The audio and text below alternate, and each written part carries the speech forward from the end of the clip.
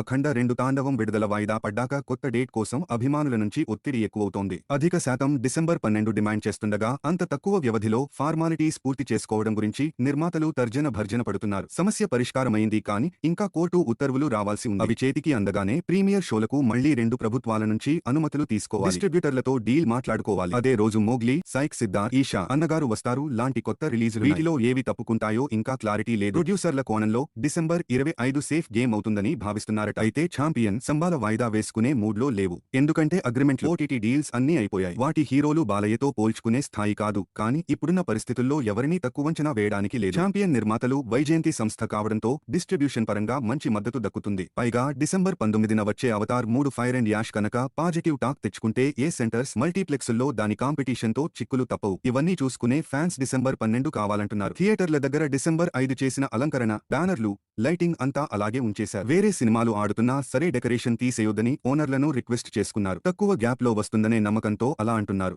అయితే రేపు సాయంత్రానికి దీని గురించి క్లారిటీ రావచ్చని నిర్మాతలు, ఇండస్ట్రీ పెద్దలు, డిస్ట్రిబ్యూటర్ల ప్రతినిధుల మధ్య దీని గురించే చర్చ జరిగింది. కానీ ప్రెస్ మీట్ పెట్టి వివరాలు వెల్లడించడం లాంటివి చేయలేదు. ఏదేమైనా వీలైనంత త్వరగా నిర్ణయం తీసుకునే టైం అయితే వచ్చేసింది.